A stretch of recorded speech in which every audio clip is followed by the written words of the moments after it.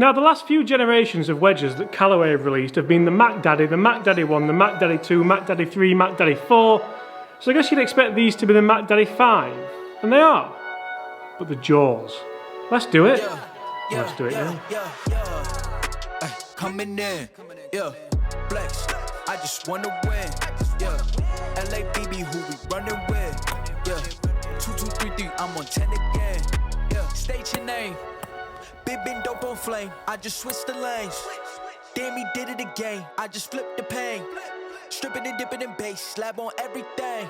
Swimming, you sinking away, cause I got big racks coming. I put my low racks on it. I ain't skip past losses. Hi everyone, my name's James Robinson and welcome to the channel. On this channel you can expect to see golf related content every single day that hopefully helps you raise your game, helps you lower that handicap, but mainly just gets you enjoying golf more than ever before. On today's video we have the brand new Callaway MD5 JAWS wedges. Now, one of the big noticeable points that everyone is going to see about these wedges is initially the name. MD5 JAWS. Callaway were going to call these wedges just the Mac Daddy 5, MD5, stick them on the shelves and people will think, well, it's just a gradual continuation from the MD4 range. But there's nothing gradual about this continuation. You see, we have new grooves in here which are pushed right to the edge of the legal limit. I'm not going to lie, I do feel like I've heard that before, but I have been outside already with these wedges, and I must say it's absolutely hammering it down out there as well. And I spent way longer out there than I should have done because I was really enjoying watching these spin around the greens out of bunkers from 50, 60 yard pitch shots, even in moist conditions. So there definitely must be something in these new grooves. Well, yeah, ball residue. So for those of you who are old enough to remember the JAWS name, those of you who are old enough to remember, wasn't that long ago, was it? The JAWS name comes from some Callaway wedges from a couple of years ago, and the grooves were absolutely massive. I think I remember seeing the club faces and being like, oh my gosh, is this thing going to come out of the water and drag me under? Well, no, because it's a wedge and not a shark. But yeah, the JAWS name does sound like the film as well, so there is that.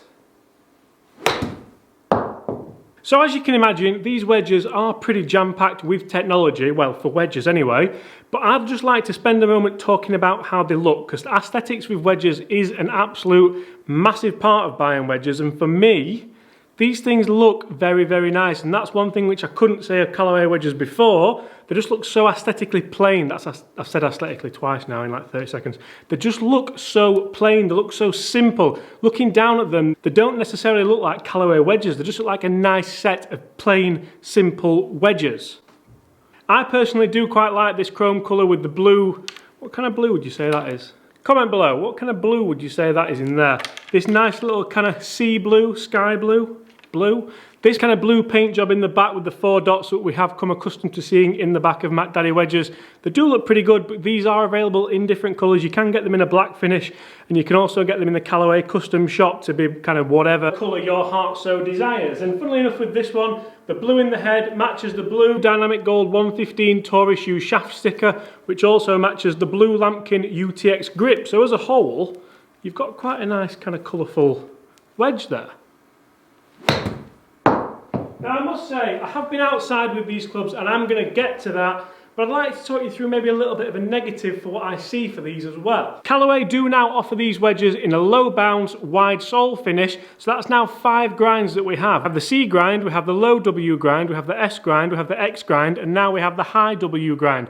And for me, it's just too much, it's too many options for people. Unless people are going to go and get a proper wedge fitted and spend half a day hitting lob wedges, sand wedges, gap wedges, then that might be okay, but for me that's just too many. It's too many options, and I've seen it myself firsthand. When I used to do a lot of hours in a pro shop, people will come in and be like, oh, I want to buy a sand wedge, and I'd be like, right, take a seat, you're going to be here a while. And people think, I don't want to be here a while, I just want a 56 degree sand wedge, and you're now going to shout loads of information to me about lofts, grinds, bounces and all the rest.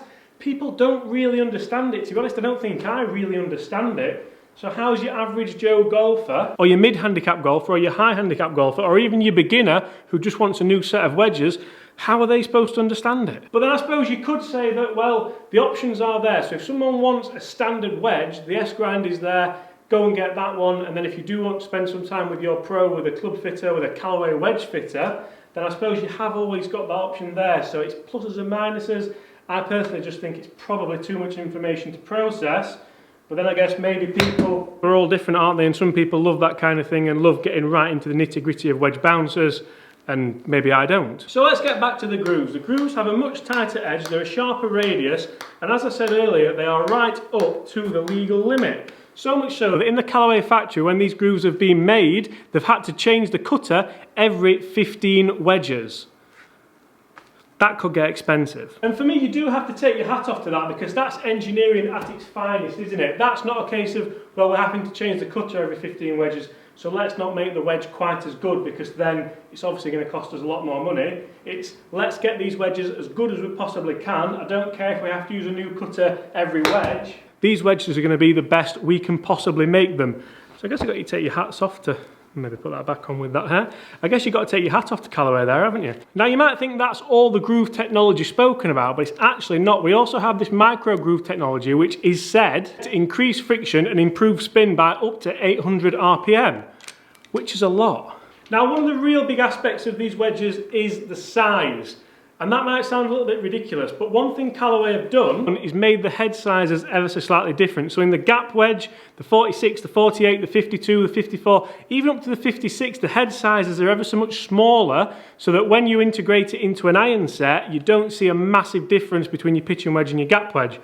Which, let's be fair, is absolute genius. And when I was outside playing some pitch shots with the 52, I could absolutely notice the size difference there. Looks sleeker, looks smaller, looks like I can really get a little bit more aggressive with it, as opposed to a gap wedge which looks the size of a frying pan, because let's face it, you could be the biggest lob wedge fan in the world, but they're just a little bit big, aren't they? But they need to be. Whereas just looking down at this 52 degree now, it looks smaller, looks sleeker, looks actually more like an iron, which is what you would want for this kind of club, because all you're going to use it for really is full shots.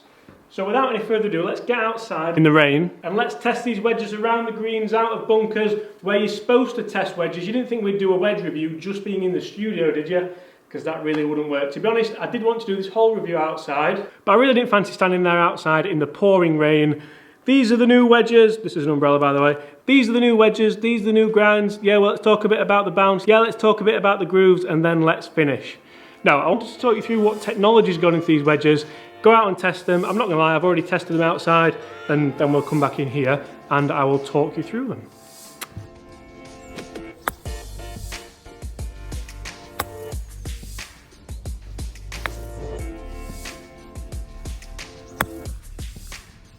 Now, one of the real interesting factors about these new Jaws MD5 wedges is the head size. So when you get into the gap wedge, the 46, the 48, the 50, the 52, right up to the 56, the head size is a little bit smaller, so that when you do integrate it into a set of irons, it doesn't look absolutely massive, because that's one thing that Callaway said they were getting from feedback from gap wedges. And I must say, looking down at it, you can really see how sleek these gap wedges look now.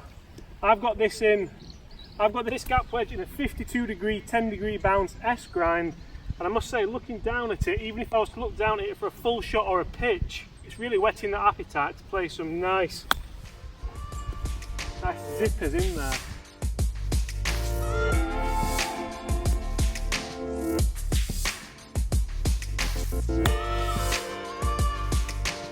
So out here on the chipping green, I've played a few chip shots, and I must say that even with the moisture, because it's obviously British summertime and it's raining, I am seeing quite a notable bit of that there. What's this? Go on then. Quite a notable bit of spin, and they look fantastic looking down at them. I don't feel like it's a wedge that I would struggle with confidence to try and play different shots. Yeah, I'm liking these a lot.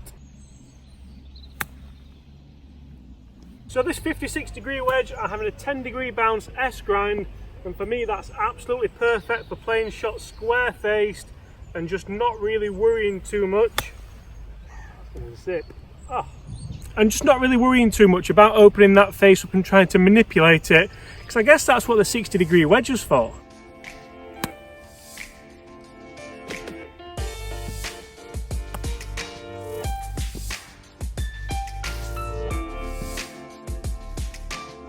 When it comes to the 60 degree wedge, I have it in 8 degree bounce C grind, and that suits my eye perfectly, because I can then open the wedge up, and I really don't have a problem with getting it nice and airborne.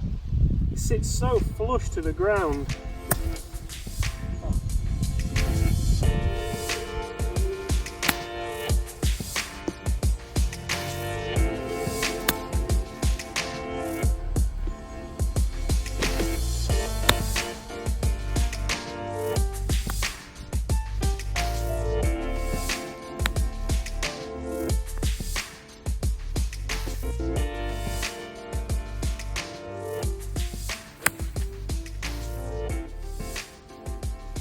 So as you can see, the rain is pretty much properly coming down now, and that's enough of the short game. And I'm going to talk you through it, but I'm not going to lie guys, I'm going to do it from the warmth of the indoor studio. And actually, there's a lot to report back. Pretty happy with that as well as an approach. And just like magic, we are back in the studio. So as you could probably tell there, very impressed with these around the greens, and I didn't actually plan on spending that long out there. I didn't plan on hitting that many golf shots, but I did really enjoy them. I found myself really enjoying picking balls off the fairway, picking balls out the rough, really trying to get into some bunker shots. And I did really enjoy the contact I was getting with these clubs more than anything. So when I was around the chipping green especially, I was using the 56, I was opening up the face on the 60, and I was really enjoying it. I think I really do like the idea of a standard sole 56, because then you're not tempted to open the face up on a 56, because I've never really understood why you would do that, because you've got a 60 or a 58 anyway, so you can just do it that way really. Whereas with the 60 I've got the C grind, so I can open it up, I can try and send it up my nostril if I want to and play a nice high flop shot. So there is that there. And this has been updated, so we've buffed away a little bit from the heel, buffed away a little bit from the toe, not with the finger, but I'm sure they've done it with like a grinding machine. But I have really enjoyed opening the face up on there. I did actually take a few little divots with this, which I wouldn't normally do with my log wedge, but I must say I still got the contact, I still got ball first, and I still got quite a nice,